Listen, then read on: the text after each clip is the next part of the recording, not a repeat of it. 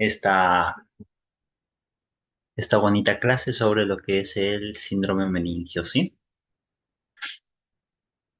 Mm, Como todo en neurología, pues requiere un repaso anatómico, fisiológico, así que es lo que vamos a hacer siempre. Siempre que entremos a algún síndrome y algún signo, vamos a tratar de darle un fundamento, pues, teórico básico y con ello pasar a la clínica. Eso es lo que vamos a tratar de hacer siempre, ¿sí?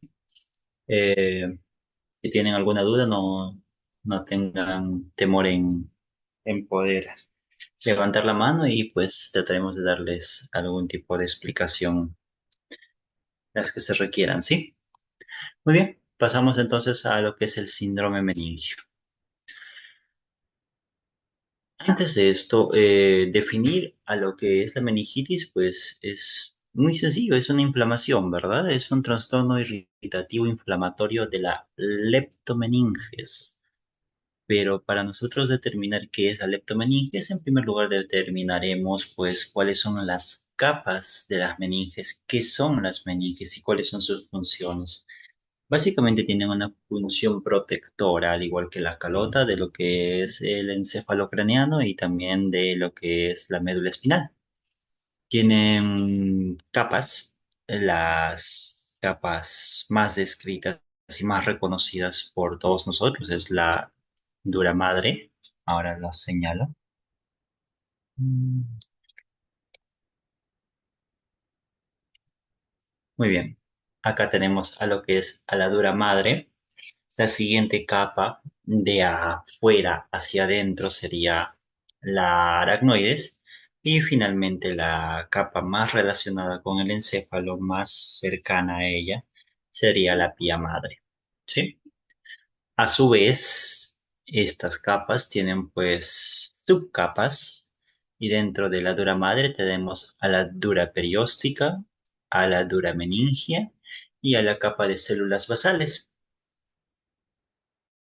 Dentro de lo que es la capa aracnoidea, vamos a tener una membrana basal aracnoidea que es esta de acá, ¿sí? Y que cuya adherencia entre células y células por sus adhesinas, pues hace que sea impermeable a múltiples elementos, incluso a algunos tipos de electrolitos, ¿sí?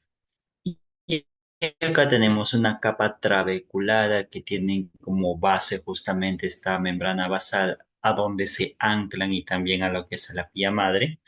Y este entrecruzado, pues, de fibras colágenas condiciona un espacio anatómico y ese espacio anatómico viene a ser el espacio subaracnoideo, ¿sí? En este espacio subaracnoideo, además de discurrir vasos sanguíneos, también discurre lo que es el líquido cefalorraquídeo y el tema de nuestra exposición, pues, tiene su ubicación en esta zona. Va a leptomeninges, dos capas, la capa aracnoidea y la capa pía madre, ¿sí? La pía madre y la aracnoides conforman lo que es la leptomeninges y la paquimeninges, de paquidermo, de grueso, de duro también, vendría a estar conformado solamente por la dura madre, ¿sí? Son expresiones que antes se usaban, todavía las seguimos usando. Muy bien, ya las habíamos mencionado, a la capa basal y la segunda capa, pues, a las trabéculas aracnoideas, que vendría a ser esta de acá. Bien. Estas células electrodensas que conforman a lo que es la barrera de la membrana basal aracnoidea, pues son las que no permiten el paso de ninguna célula, tampoco de algunos tipos de electrolitos, ¿sí?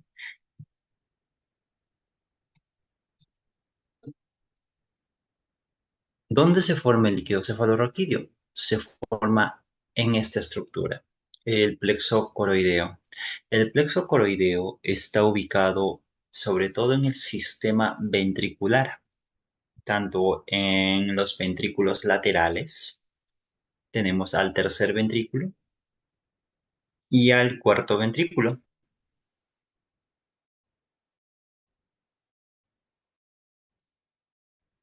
¿En qué es cerca del 38% al 47% de líquido cefalorraquídeo se va a formar en el cuarto ventrículo y es el primer ventrículo en ser funcional desde la etapa fetal. El que le sigue en proporción vendrían a ser los ventrículos laterales. Mucho se piensa que son los ventrículos laterales los principales formadores de líquido cefalorraquídeo.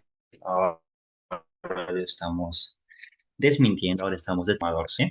Y también tenemos al tercer ventrículo en una proporción de 11 al 25%, ¿sí? El plexo coroides son no secretoras, por si acaso, ¿sí? Y lo que hacen es una barrera restrictiva a muchas sustancias, hacen un ultrafiltrado del plasma y pues este ultrafiltrado determina algunos elementos como la glucosa en cierto porcentaje en este líquido cefalorraquídeo, pero no hay elementos formes, o sea, no tenemos células, ya sea cefalorraquídeo, y si los tenemos en una proporción muy baja, ¿sí? Entonces, el líquido cefalorraquídeo es un líquido dinámico porque constantemente se está cambiando, es metabólicamente activo porque hay muchos intercambios dentro de este, no solamente de lo que es la glucosa, del oxígeno, también tenemos cambios endocrinológicos a este nivel. Y este tiene la función de bañar tanto a la superficie interna como a la superficie externa del sistema nervioso central. Disculpen un momento, hay un poco de bulla por esto de los meetings. Les pido un minutito que pase la comparsa, ¿sí?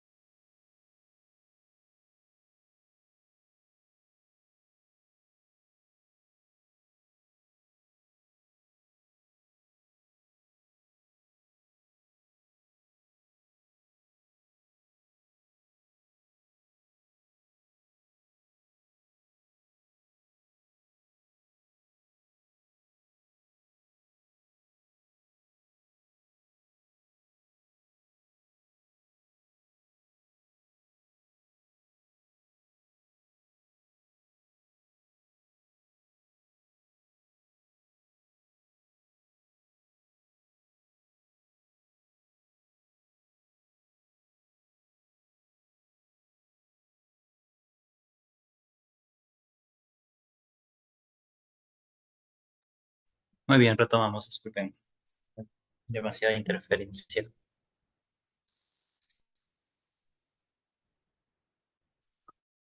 con esto de los meetings. Bien. Eh, eh, eh, eh, eh, em, la ubicación de este líquido que es en ventrículos, que es donde se forma, miren, ahí la cantidad en realidad es muy poca, son 20 mililitros, y en el canal espinal es la mayor cantidad de líquido cefalorraquídeo que tenemos, que es 70 mililitros. Si hacemos una sumatoria de todas ellas, pues aproximadamente el volumen en este momento que una persona adulta tiene es de 150 mililitros. Pero la producción de líquido cefalorraquídeo en 24 horas es de aproximadamente 450 mililitros, o sea, va a recambiarse aproximadamente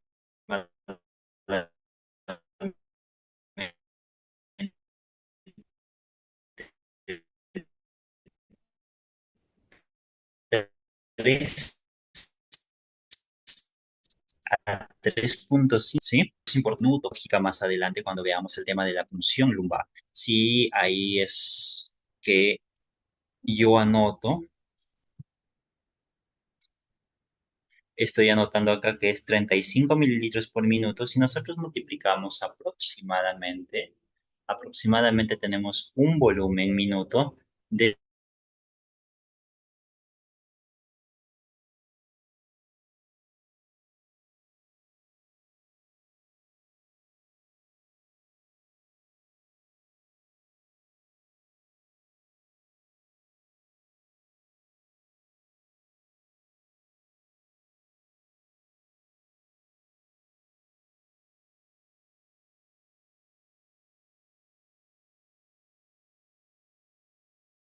una sumatoria de todo esto. Pues, si hacemos una sumatoria de todo ello, pues aproximadamente sumarían entre 15 y 18 mililitros. Y es por ese motivo que el tiempo de descanso de esos pacientes es de 1 hora. ¿Sí?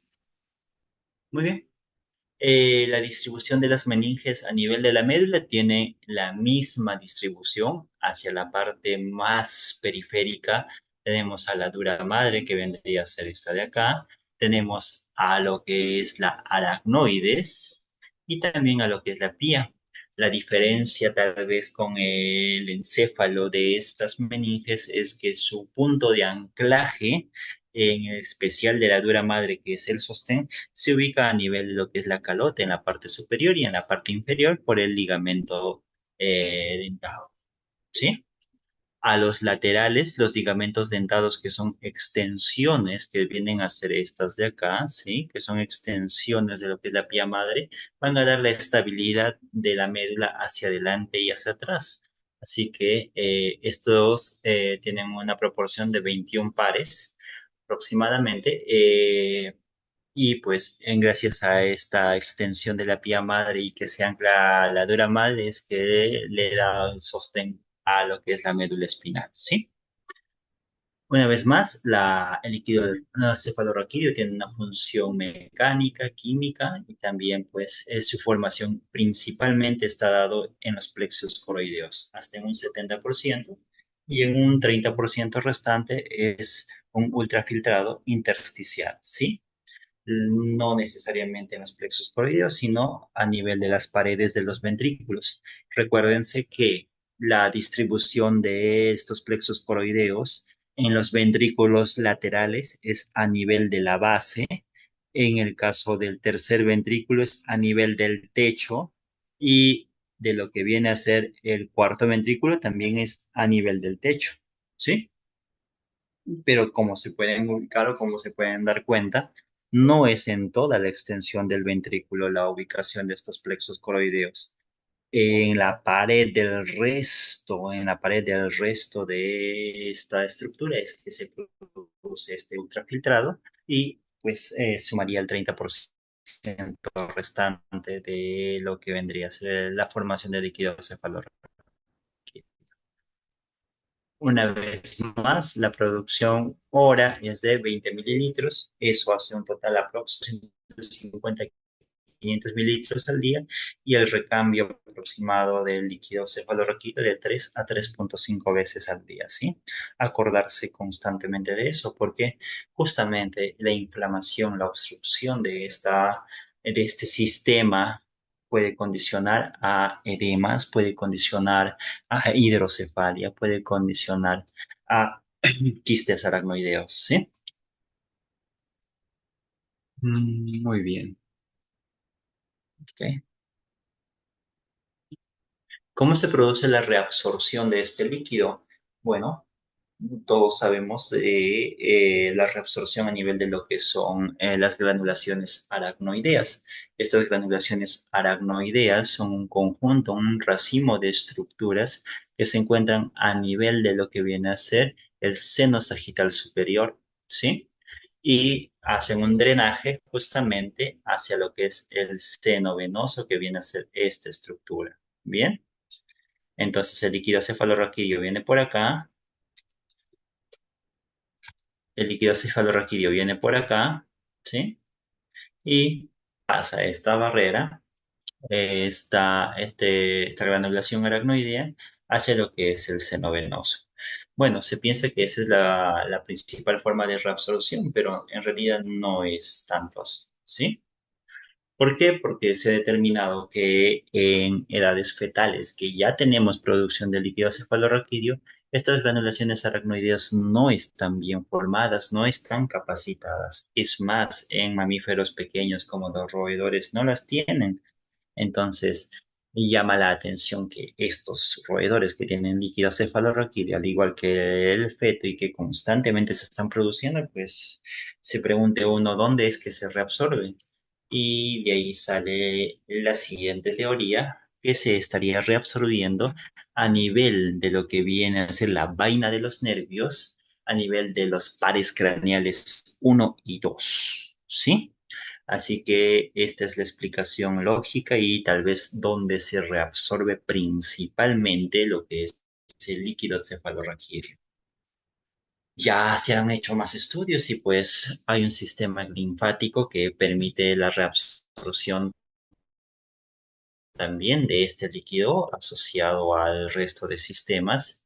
Y también tenemos a los espacios de Virchow-Robin, que son también estructuras que van a drenar hacia el sistema linfático. Así que tenemos cuatro estructuras encargadas del drenaje de este líquido cefalorraquídeo. ¿Sí?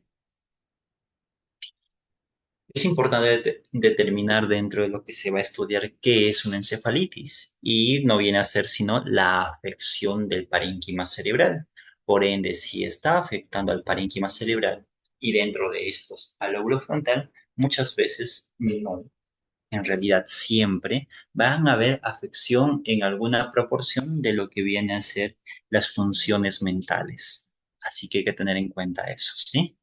Con respecto a la mielitis, esta estaría o su lugar de localización de afección vendría a ser a nivel de la médula y la encefalomielitis pues simplemente es la combinación de la inflamación tanto en la parte superior como en la parte inferior del sistema nervioso central, tanto el encéfalo como la médula, ¿sí? ¿Por qué es que estudiamos un síndrome meningio? ¿Por qué saber y determinar signos agudos y darle pues una clase a este tipo de patologías? Sé que tiene una infección en el sistema nervioso central. No tiene o no inicia el tratamiento lo antes posible, el riesgo de mortalidad es de hasta el 100%. O sea, tengan por seguro que un paciente que tiene una meningitis y no recibe tratamiento se va a morir, ¿sí? Así que es muy importante que nosotros sepamos identificar esto porque corre en peligro la vida de las personas. De forma muy rápida se pueden deteriorar y si en caso llegamos a combatir y a sanar de alguna manera en tiempo adecuado, también el riesgo de secuelas es elevado. Así que es una infección muy bien a pesar del tratamiento antibiótico, como se había dicho. En adultos la mortalidad llega hasta un cuarto de pacientes, uno de cada cuatro se va a morir por si acaso, y el 61% de lactantes que sobreviven a un gran negativo quedan con secuelas de desarrollo y neurológicos, ¿sí? Así que es bastante letal esta enfermedad.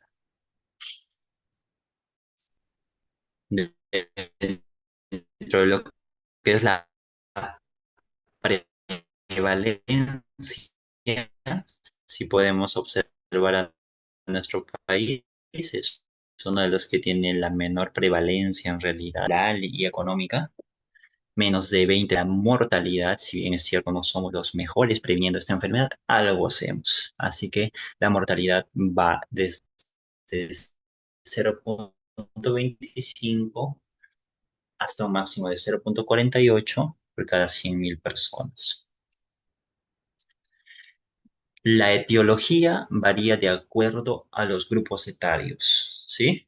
Con respecto a la primera infancia, hasta el primer mes de edad. Los recién nacidos hasta el primer mes de edad, pues básicamente son bacterias que colonizan la vía vaginal.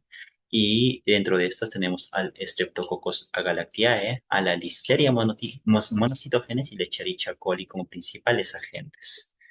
Después del primer mes hasta aproximadamente los 2 años, será el Streptococcus y la Neisseria meningitidis los principales.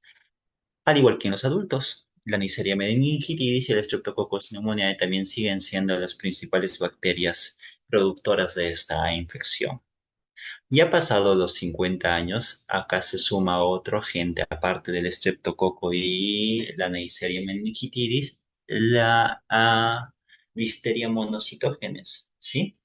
Está en función de pacientes que han perdido en cierta proporción su inmunidad por la edad y también en pacientes inmunocomprometidos no necesariamente asociados a la edad. Pacientes con VIH, por ejemplo, pues tienen el riesgo de listeriosis, ¿sí?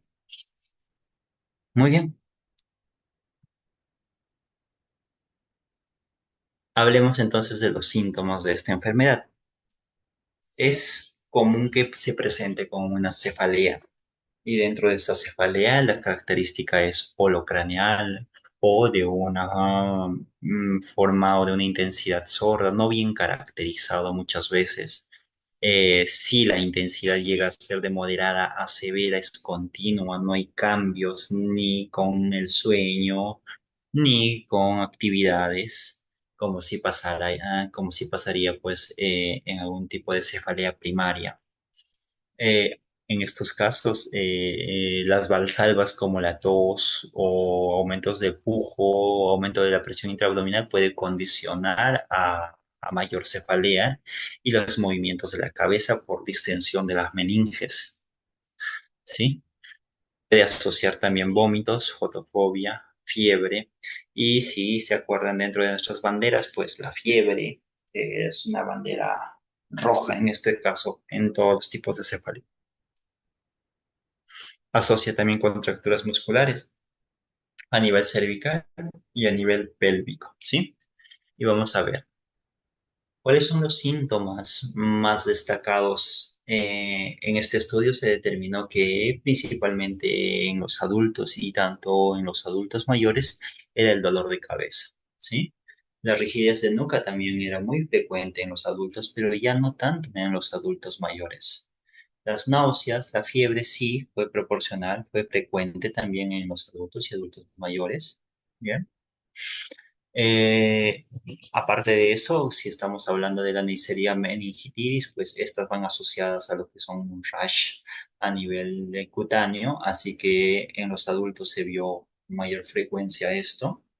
Y también es muy asociado y muy frecuente que en las preguntas tipo, incluso que hacen en los ENAM y también en el examen de residencia, preguntan paciente con fiebre y que convulsiona. Entonces, esa asociación muy frecuentemente es a consecuencia de una infección del sistema nervioso central, ¿sí?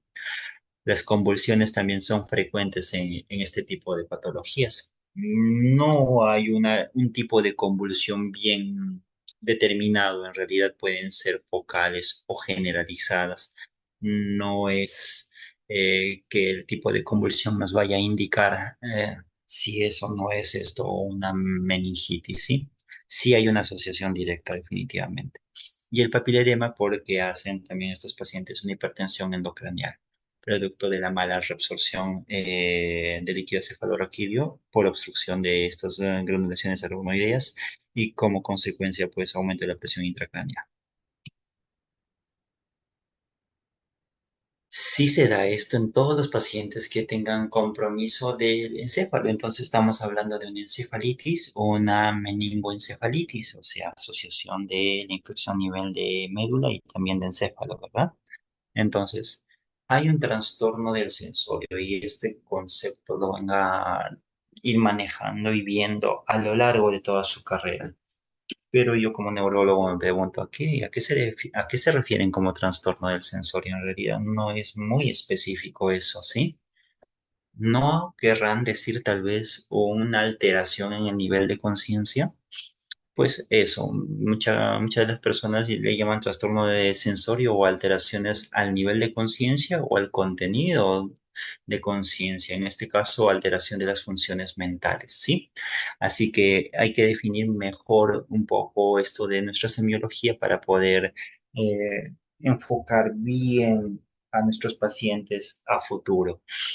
El nivel de conciencia se refiere a si el paciente se encuentra alerta, somnoliento, en sopor o en coma. Y dependiendo de, el tipo de coma puede ser superficial o profundo. Muy bien.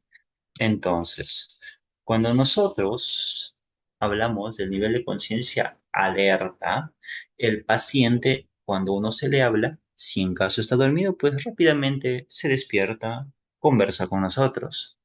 El paciente estaba dormido, pero el estímulo verbal no vigoroso, o sea, no tenemos que hablarle muy fuerte, lo despertó y mantuvo su vigilia a lo largo de la conversación. En este caso, catalogamos al paciente como despierto o alerta, ¿sí? En el caso de la somnolencia, el paciente al estímulo verbal normal no hace caso. Tiene que ser un estímulo verbal vigoroso. Ahí se despierta el paciente y empieza a conversar con nosotros. Puede ser tal vez de forma coherente o incoherente. Eso es otro tema. El despertarse al estímulo verbal vigoroso ya lo convierte en un estado de somnolencia, ¿sí? Y tenemos que estar vigilando a lo largo de la anamnesis a este paciente, porque muchas veces estos pacientes decaen y se duermen pese a que está entablando una conversación con nosotros, ¿sí? En algunas situaciones, este estímulo vigoroso no es suficiente, en cuyo caso, pues, amerita un estímulo táctil. O sea, hay que mover a este paciente para que se pueda despertar. Y cuando lo movemos se despierta. Entonces este paciente está en un estado de somnolencia, ¿sí? Igual seguimos valorando durante todo el transcurso de la anamnesis para ver si hay fluctuaciones en su nivel de conciencia, ¿sí? Pasamos al siguiente nivel. En este caso, en el sopor o estupor, el estímulo al que sí va a reaccionar es este, al estímulo algésico o doloroso, ¿sí? No responde ni al verbal vigoroso, ni tampoco al estímulo táctil, verlo, solamente al estímulo algésico. Puede ser una respuesta, puede ser una respuesta de una vigilia corta o el retirar, vigilia corta o el retirar el estímulo doloroso, sí, también es válido en este caso de los pacientes. Y en el caso del coma, pues no hay una respuesta al estímulo doloroso, ¿sí? Ahora, hacen una diferencia, una disquisición entre lo que es un coma superficial y un coma profundo. En el coma superficial sí hay respuesta al dolor, pero ¿qué tipo de respuesta? Autonómica. O sea, si yo le conecto a un paciente a un equipo multiparamétrico donde me va a medir la presión arterial, la frecuencia cardíaca y si nos valemos tal vez de un electroencefalógrafo y lo conectamos al paciente, pues van a haber cambios. Cuando yo le hago un estímulo algésico, el paciente va a volverse taquicárdico, polipneico tal vez y en el eje, en el electroencefalograma, pues aumentará la frecuencia de ondas en las regiones frontales, ¿sí? Eso se indica o se piensa que es lo que es un coma superficial. Y un coma profundo, pues no hay nada de estas respuestas autonómicas al estímulo algésico, ¿ok? ¿A qué más llamamos trastorno del sensorio? Nuestro paciente puede estar despierto, pero tenemos una alteración en alguno de los dominios cognitivos o funciones mentales. Imaginemos que le preguntamos algo a un paciente, a nuestro familiar. Imaginemos que estamos tratando con nuestro propio familiar, ¿sí? Con nuestra mamá. Nosotros sabemos cómo contesta nuestra mamá, en cuánto tiempo lo hace, si se demora o no se demora. Pero si anormalmente se demora, le preguntamos cómo está la abuela, cómo se siente la abuela, y normalmente ella se explaya cuando hablamos de sus monosilábicos. Entonces, si hay una alteración en su velocidad de procesamiento cuando nos responde mucho más lento de lo habitual, eso también es una alteración en la velocidad de su procesamiento, ¿sí? Cuando uno le está hablando al paciente y no presta atención o no la mantiene en el transcurso, le estamos hablando y empieza a fijarse y o a hacer alguna otra cosa que no tiene nada que ver con el ámbito de la charla, eso también es una alteración de la función mental. Si hay una alteración, un deterioro de la memoria, sobre todo de la memoria de corto plazo o la de trabajo.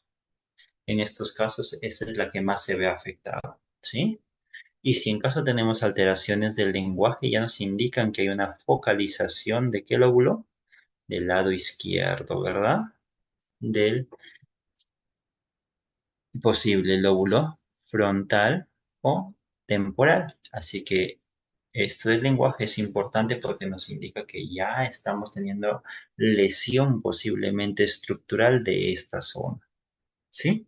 Las habilidades visoespaciales para hacer las cosas, por ejemplo, para poder abrir la puerta, meter las llaves en una puerta, ya no las puede hacer, y o alguna actividad que requiera, pues, de las manos de una forma bastante detallada, por ejemplo, contar monedas, etc., pues el paciente ya no las puede hacer. Lo podía hacer hace un día y ya no lo puede hacer de un momento a otro.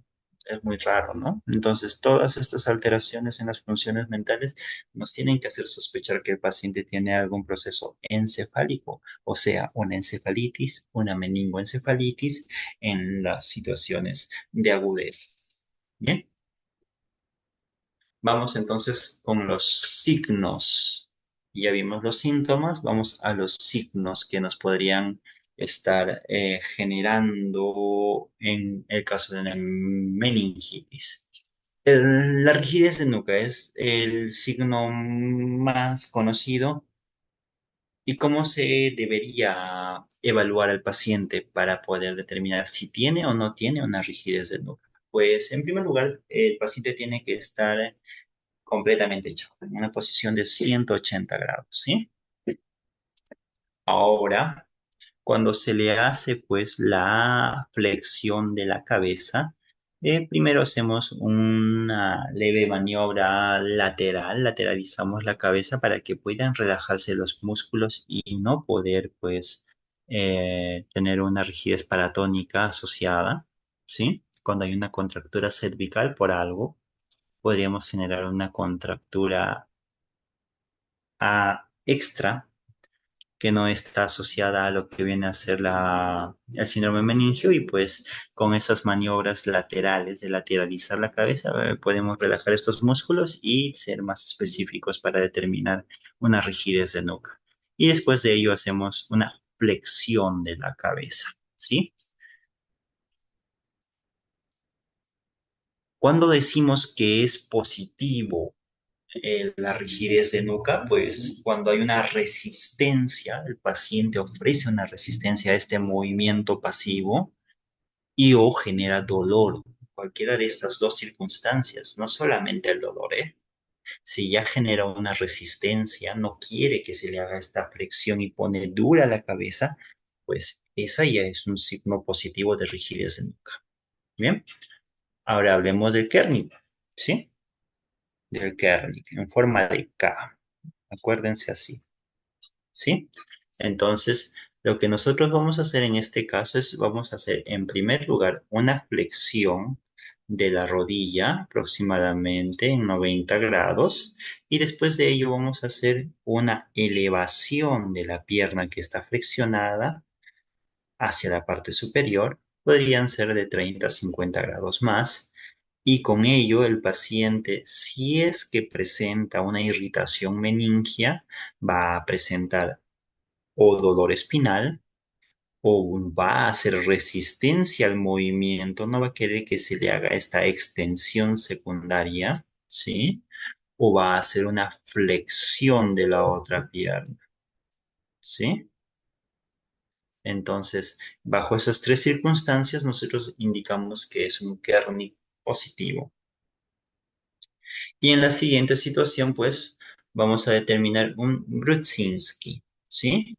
En el Brudzinski vamos a indicar que es positivo cuando nosotros hacemos la flexión de la cabeza y como movimiento reflejo, el paciente recoge una o ambas piernas, ¿ok? En ese caso, nosotros indicamos que el paciente tiene un Brudzinski. Ok, vamos a ver un pequeño video de estos exámenes para que pues tengan una mejor noción de ellos, ¿sí?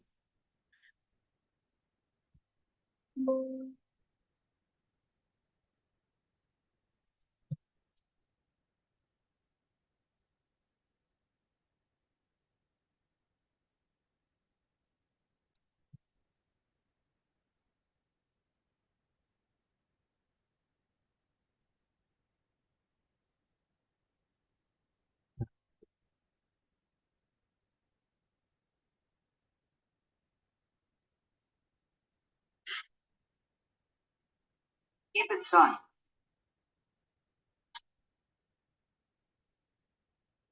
Okay, see, the neck is... En este caso, lo que está haciendo es una resistencia al paciente, ¿sí? Y como muchas veces el paciente puede estar con un nivel de alerta disminuido, o sea, somnoliento, en sopor o incluso en coma, tenemos que fijarnos no solamente en el hecho de que pues el paciente haga la resistencia, sino una facialgésica. O sea, empieza a fruncir el ceño y o empieza a hacer gestos de dolor, también pues es positivo. No siempre es un au de respuesta. ¿Bien? Ok. En este caso estamos viendo la maniobra de Kernig, ¿sí? En este caso no ha salido positivo, no necesariamente si tienes rigidez de nuca van a salir positivo el resto de signos y o síntomas. ¿Ok? Otra vez vemos la rigidez de nuca, cómo se presenta. Miren cómo eleva todo el tronco este paciente.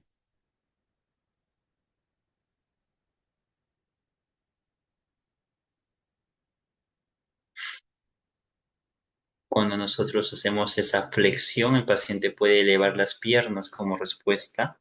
En este caso sí es positivo para lo que es el Brudzinski. Pero cuando le hace el Kernig, miren, le hace la extensión de la pierna, no levanta. ¿Ok? No necesariamente, como les vuelvo a indicar, todas tienen que salir. Muy bien. ¿Alguna duda hasta acá? Ok, continuamos entonces. Aparte, signos ya menos frecuentes son estas, como es el fenómeno del dedo gordo de Edelman, ¿sí? Cuando nosotros hacemos la maniobra de Kernig, ¿sí? Cuando hacemos la extensión de la pierna, puede producirse un signo de Babinski, o sea, una respuesta cutáneo plantar extensora, ¿sí? Así que en estas circunstancias, es un signo no tan frecuente, pero nos indica que hay compromiso meningio central. ¿Ok? El fenómeno del dedo gordo de Edelman, pues si lo extrapolamos al otro signo, en este caso al de Brudzinski, ya, que vendría a ser el signo de nuca plantar o marañón, también se va a presentar el Babinski cuando nosotros hacemos la flexión de la cabeza. ¿Ok?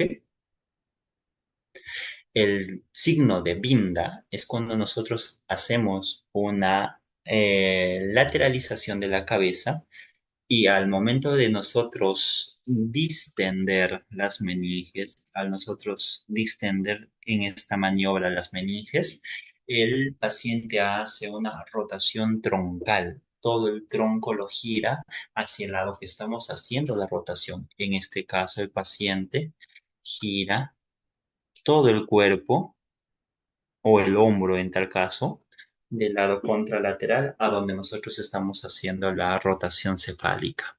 ¿Sí? Y el signo de Flatau, hay una midriasis al provocar un Brudzinski cefálico, y el signo de Parrot, hay una midriasis al hacer un pellizcamiento de la piel del cuello.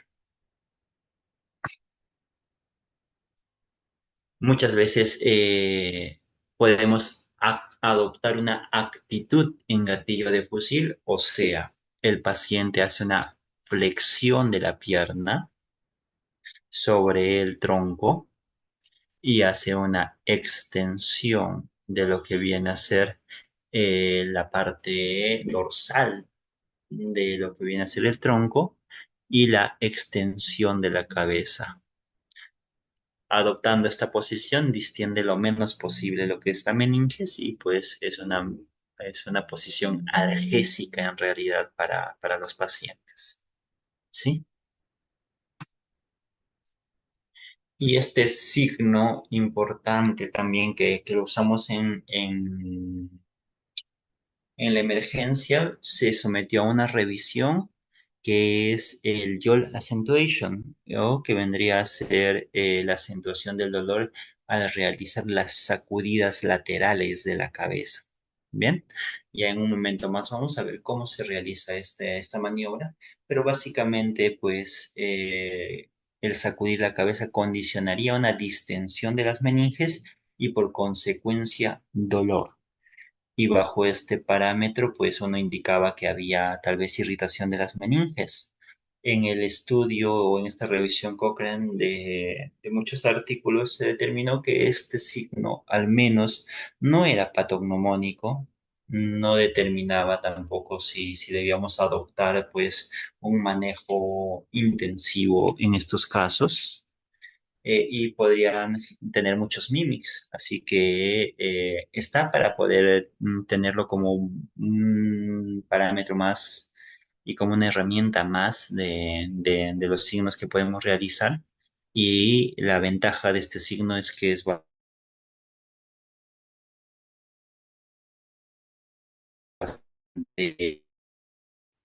eh, más-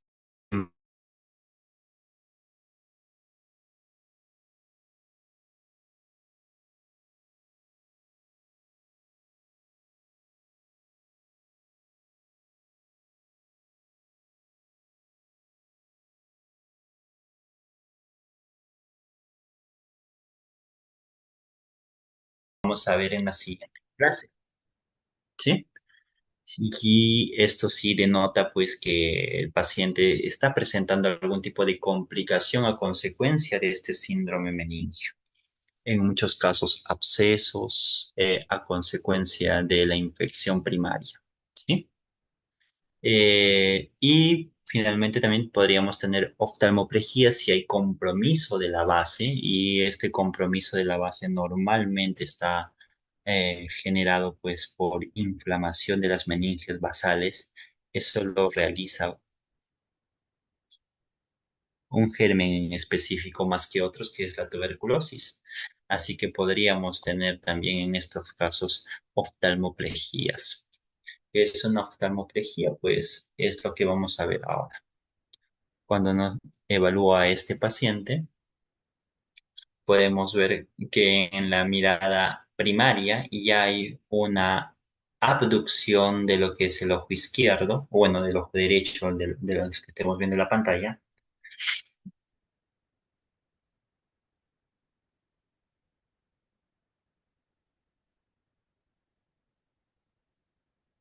Vemos cómo se desvía la mirada primaria, ¿verdad?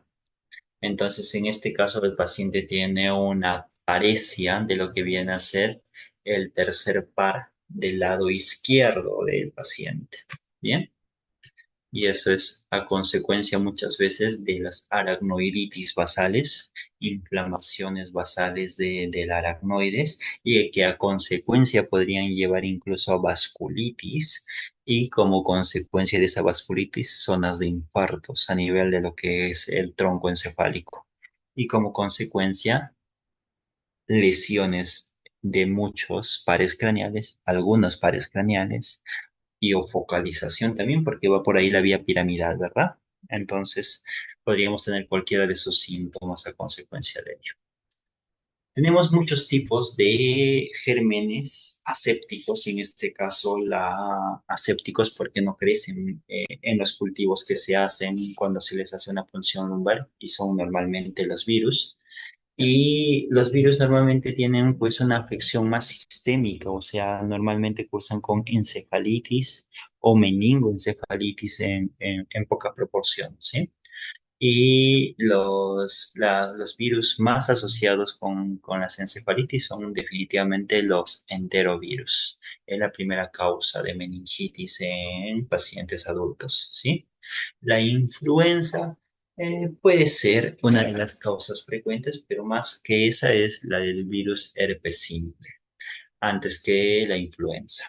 El virus herpes simple tiene un predominio por lo que viene a ser el lóbulo temporal lateral, y como consecuencia, pues la clínica es muy variada en estos casos. Pacientes cursan con alucinaciones visuales, alucinaciones auditivas. Cuando tienen en algunos casos compromiso de la parte medial de este lóbulo temporal, pueden ir con una alteración a nivel anímica, ¿sí? Y ya más, menos frecuentes, pues el propio virus del VIH como agente principal de una encefalitis también puede verse. Y las leucoencefalopatías a consecuencia de virus, como el citomegalovirus, la leucoencefalopatía multifocal progresiva producida por el virus JC o el VIH en sus estadios crónicos, también pueden condicionar a inflamaciones asépticas. Todas ellas, como les vuelvo a indicar, pues cursan con algún grado de trastorno de funciones mentales y puede asociarse a focalizaciones. Es muy frecuente, como les había indicado, que estos pacientes cursen con convulsiones, y acá vemos que estas convulsiones, cuando se asociaron a meningitis y se les hizo tomografía, pues muchas de estas estaban asociadas a infartos, a edemas, hidrocefalia, cerebritis e incluso a edema cerebral. Y era por ello que pues estos pacientes presentaban convulsiones. ¿Sí? Muy bien.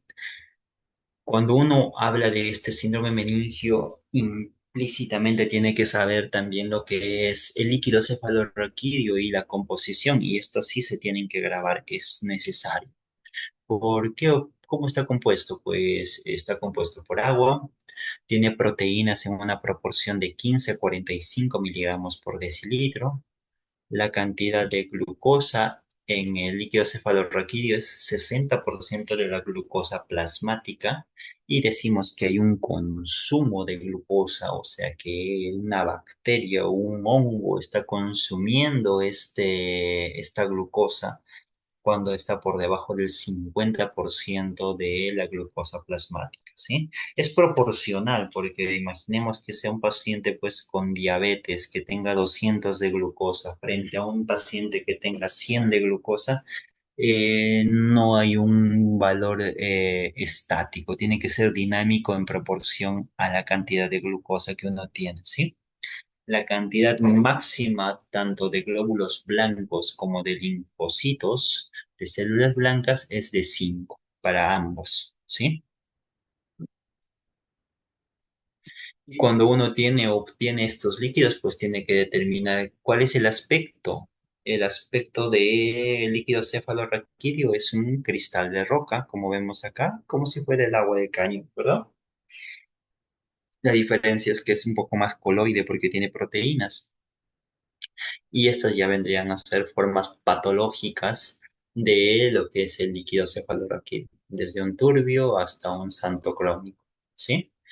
Lógicamente, mientras más turbio tiene más elementos formen más células y por ende la posibilidad de que estos dos de acá sean a consecuencia de infecciones bacterianas son muy posibles. En el caso de las tuberculosis también es de este tipo turbio, ¿sí? En los casos menos frecuentes que no generan tanta celularidad y sí una proteinorraquia como las virales, tal vez podamos tener este tipo de líquidos que son más del tipo santo crónico. ¿Bien? Cuando tenemos aumento de células, le indicamos que es una pleocitosis. Y la pleocitosis es o a predominio de mononucleares o a predominio de polimorfonucleares, dependiendo del agente causal. En las bacterias será pues a predominio de polimorfonucleares, mientras que en la tuberculosis, en el caso de las infecciones virales y en el caso de las infecciones micóticas por hongos, en todas ellas será a predominio mononuclear la pleocitosis, ¿sí?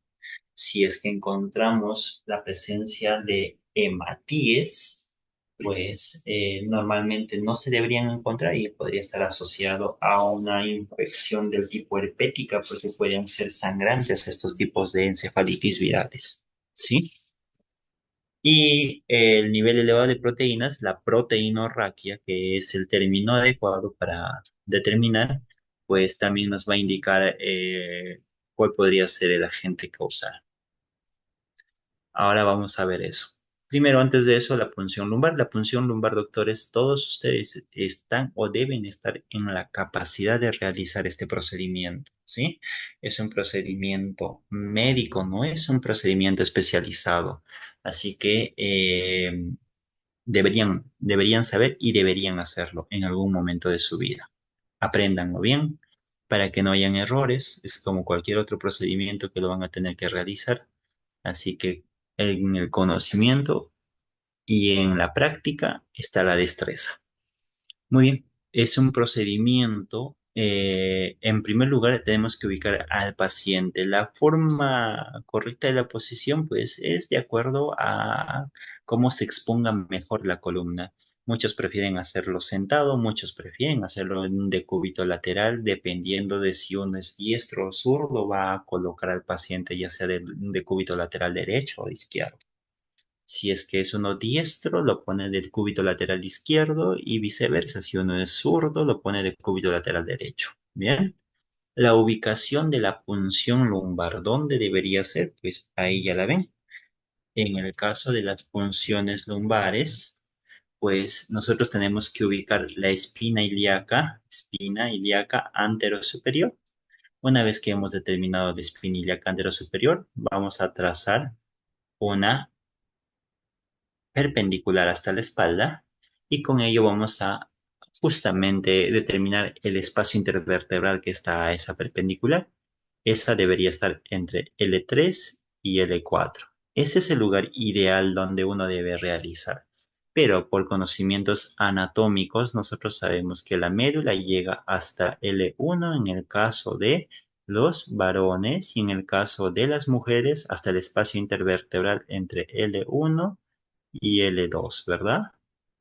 Entonces, si yo punzo entre L3 y L2, válido, sí se puede hacer, ¿sí? Entre L3 y L4, válido, sí se puede hacer. L4, L5, también válido, sí se puede hacer. La diferencia tal vez entre esta y esta es que el L1 entre L2 y L3 te da menos margen de error y maniobrabilidad. O sea, que cuando tú entras, pues tendrás que entrar recto sin tratar de angular hacia la parte de arriba por el riesgo de que la médula estás ahí. Bien.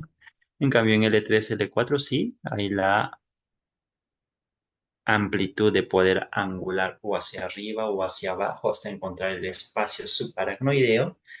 Y la dificultad de L4, L5 y S1 en esas zonas es la angulación.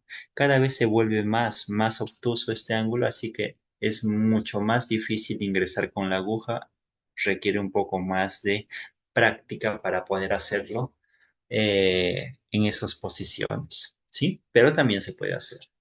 Se hace un lavado con yodo povidona, bueno, ahora lo indicado es la clorexidina nada más en realidad, ¿sí? El yodo povidona ya se dejó de usar.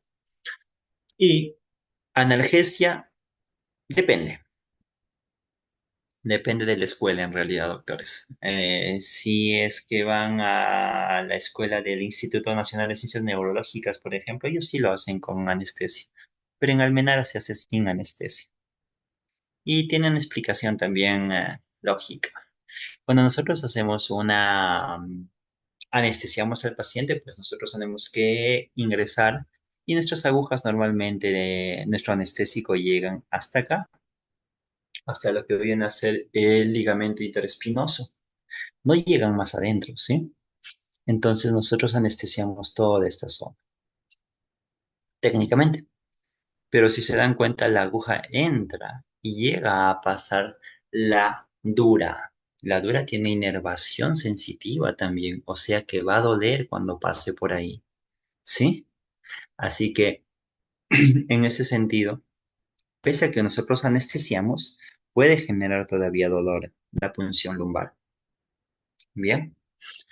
En ese sentido, pues cuando uno hace este tipo de anestesia o pone o hace un anestésicos, saben bien que por buena práctica se debe formar un abón, una elevación, una protuberancia de este anestésico para que pues pueda anestesiar toda la zona periférica.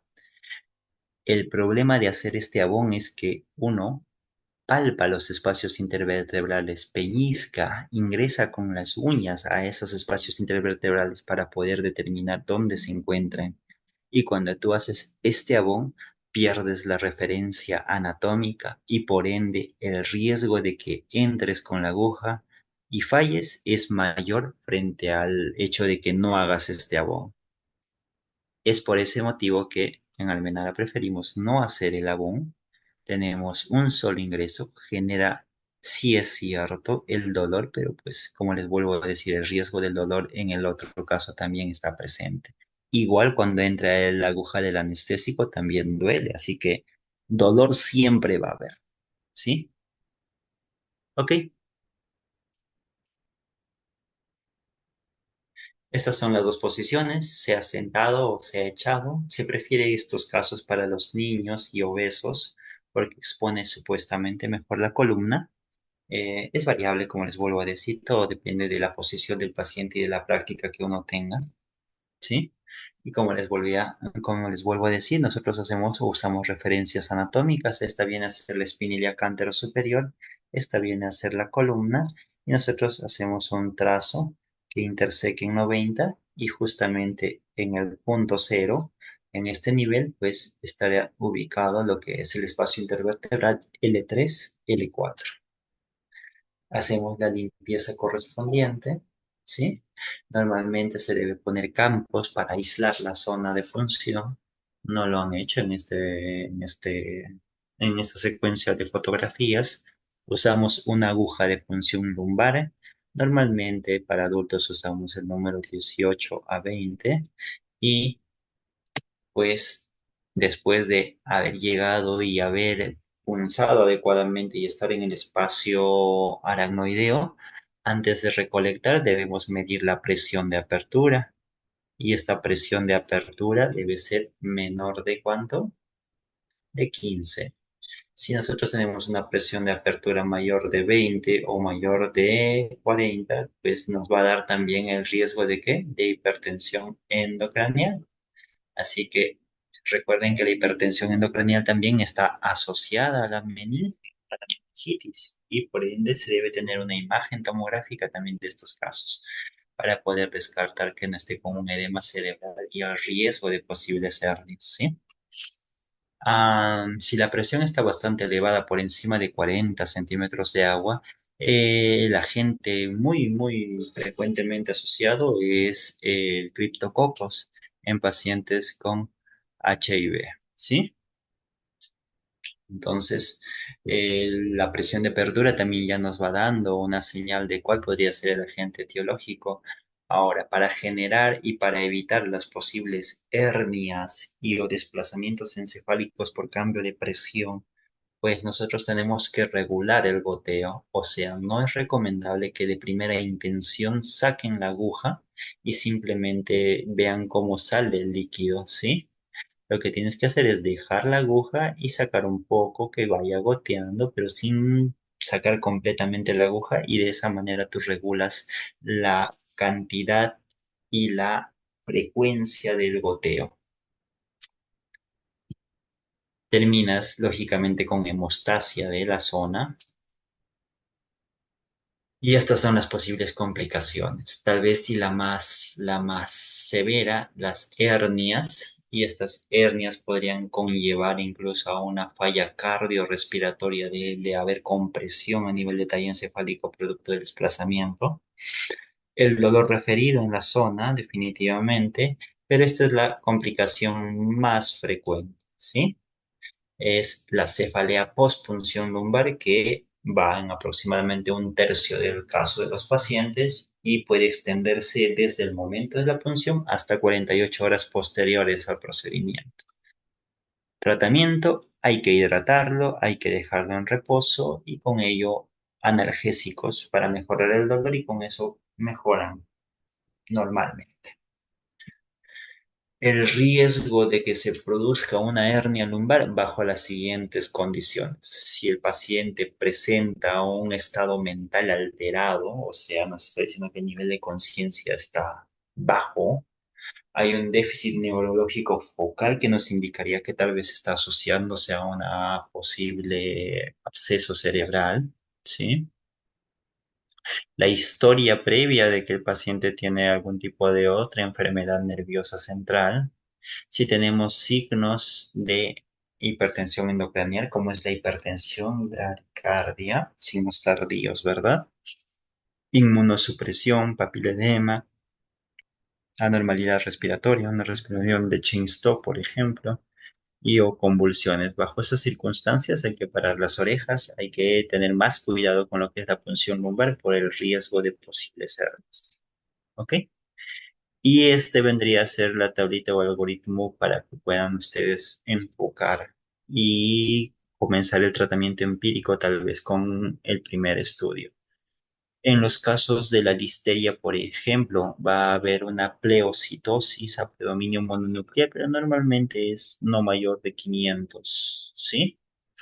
Con respecto a lo que viene a ser las listerias, aumentan el ADA en líquido cefalorraquídeo al igual que la tuberculosis, así que es un diferencial siempre hay que tenerlo en cuenta. ¿Ok? Bajan la glucosa como todas las bacterias, baja la glucosa, la tuberculosis baja la glucosa, los hongos bajan la glucosa. ¿Ok? En cambio, los virales no tanto. Muy bien, con los casos piógenos, menos la Listeria monocytogenes, o sea, las bacterias, el neumococo, la Neisseria meningitidis, en este caso es a predominio de lo que es neutrófilos polimorfonucleares.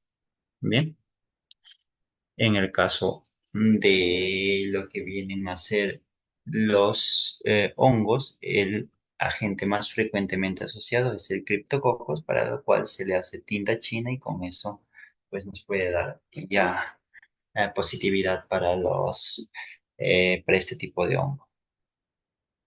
Muy bien, con esto hemos terminado lo que es síndrome meningio. Vamos a dar un espacio de 10 minutos para que puedan descansar y volvemos con la siguiente clase. ¿Está bien? Está bien, doctor. Bien. ¿Alguna duda al momento? No. Ok. Creo que todo claro, doctor. Bien. Muy bien. Volvemos entonces en 10 minutos a conectarnos para continuar con la siguiente clase.